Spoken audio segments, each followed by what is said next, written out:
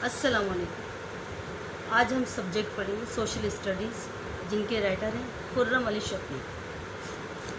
آج ہم چیپٹر پڑھیں گے ہیومن رائٹس، جو فرسٹ اسائنمنٹ کے حوالے سے ہے۔ ہیومن رائٹس بنیادی حقوق، معاشرے میں رہنے کے بنیادی حقوق، عوام کے۔ جدید معاشرے کے لیے انسانی حقوق بہت اہم ہے۔ مثال کے طور پر اگر کوئی بچہ آپ کی پین یا کتاب آپ کے بنا پوچھے لے لے، اٹس رانگ، کیونکہ وہ آپ کی چیز ہے۔ ہر انسان کا حق ہے وہ اپنے معاشرے میں خوش رہے اور صحت مند زندگی گزارے، اور اس کو مکمل بنیادی حقوق ملے۔ History of human rights. انسانی حقوق کا تصور بہت پرانا قدیم ہے۔ پرانے وقتوں میں جس انسان کے پاس طاقت ہوتی تھی، جیسا کہ بڑی ذات والے، اونچی ذات والے، مثال کے طور پر queens, kings, noble, soldiers and generals, انہی کو انسانی حقوق حاصل ہوتے تھے۔ اس وقت کی عوام کو کوئی حقوق میسر نہیں کیے جاتے تھے، اور نہ ہی ان کی کوئی رائے لی جاتی تھی۔ مختلف فلاسفر آئے جنہوں نے انسان کو ان کے حقوق دلوانے کے لیے، عوام کو ان کے حقوق دلوانے کے لیے آواز اٹھائی، سوئی ہوئی عوام کو جگایا۔ سائرس بہت عظیم انسان تھے۔ سائرس پرانے زمانے کے پہلے بادشاہ تھے۔ ان کا کہنا تھا کہ ہر مذہب اجازت دیتا ہے آزادی کی۔ انہوں نے غلاموں کو بھی آزاد کروایا۔ سوکریٹس ایک عقل مند آدمی تھا، قدیم یونان کا۔ سوکریٹس نے لوگوں کو سکھایا کہ اپنے حقوق کے لیے سوال پوچھو، اپنے معاشرے کے حوالے سے سوال پوچھو۔ سوکریٹس نے جب اپنے ہی شہر میں اصول دیکھے تو سوکریٹس کو بہت غصہ آتا تھا، اور وہ کہتا تھا اسٹاپ ٹیچنگ، اپنے ہی شہر کے رولز کو ماننے سے انکار کر دیتا تھا۔ وہ جانتا تھا کیا صحیح ہے کیا غلط۔ سوکریٹس نے انسانی حقوق حاصل کرنے کے لیے عوام کو جگایا۔ اگر ہم اسلام کی روح سے دیکھیں، حضرت محمد صلی اللہ علیہ وسلم نے لوگوں کو کس طرح عزت کرنی چاہیے۔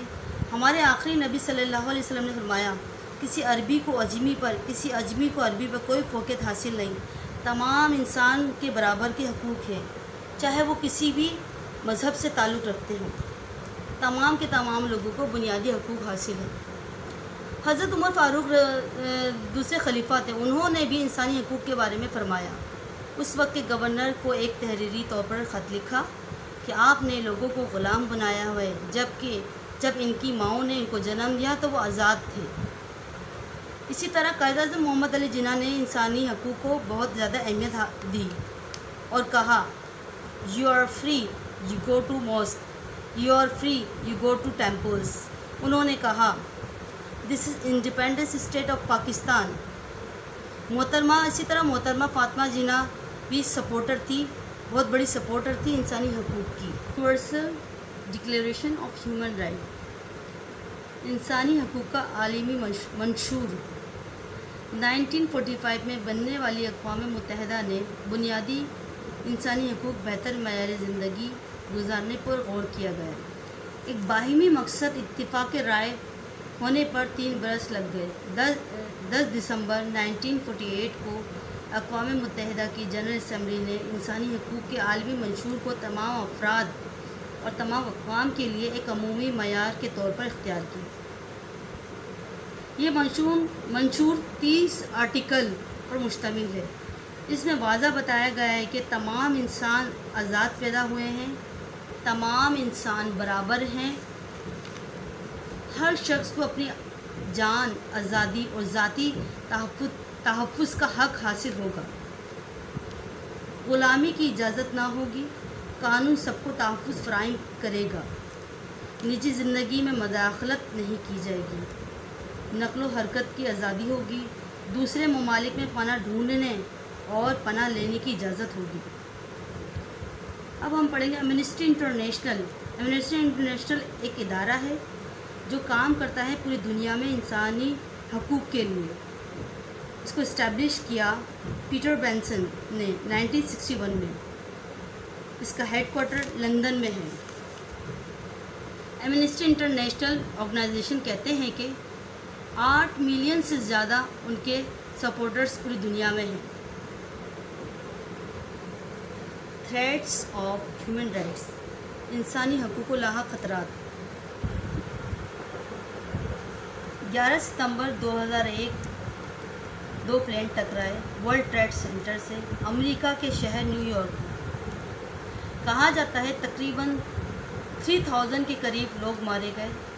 इस वाक़े को पुकारा जाने लगा 9/11। मुत्तहिदा रियासत ने ऐलान किया दहशतगर्दी के ख़िलाफ़ जंग का। यूनाइटेड स्टेट यकीन रखते थे कि वो लड़ रहे हैं दहशतगर्दी के ख़िलाफ़। उन्होंने हमला किया उस मुल्क की गवर्नमेंट और आवाम पर जिन पर उनको गुमान था कि ये मुल्क साजिश में मुलव्विस है। अफ़गानिस्तान और ईरान को सर फहरिस्त लिया और उन पर हमला किया 9/11 के बाद। 9/11 के बाद पाकिस्तान भी काफ़ी मुतासिर हुआ था। Human rights in the constitution of Pakistan.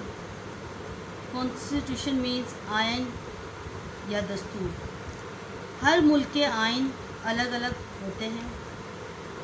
जब भी कोई मुल्क वजूद में आता है सबसे पहले कॉन्स्टिट्यूशन लिखता है। मुआशरे में रहने के लिए आइन को फॉलो करना ज़रूरी है। मिसाल के तौर पे अगर मैं आपको समझाना चाहूँ, आप हेलिकन सेकेंडरी स्कूल में पढ़ते हैं। उस स्कूल के कुछ रूल्स हैं जो फॉलो करना ज़रूरी हैं। जैसा कि आप सबके स्कूल आने की टाइमिंग एक है, पीरियड वक्त पर शुरू होते हैं, वक्त पर ख़त्म होते हैं, छुट्टी टाइम पर होती है। ये सब स्कूल के रूल्स हैं। इसी तरह मुल्क में रहने के भी उसूल यानी आइन होते हैं जिसको फॉलो करना हम पर लाजिम है। अगर हम रूल्स को तोड़ेंगे तो इसकी सज़ा हमें मिलती है।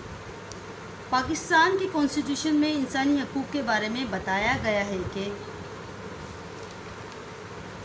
ज़ाती ज़िंदगी का हक़ है हर शहरी का।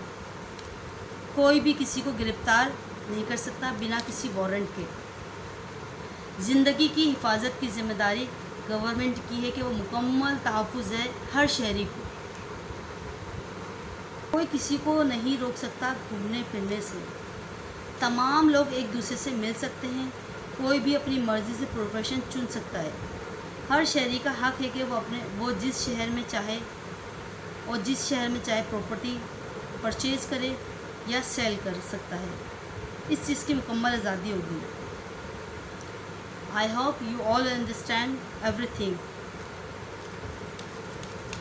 So my students, stay home, stay safe. Allah Hafiz.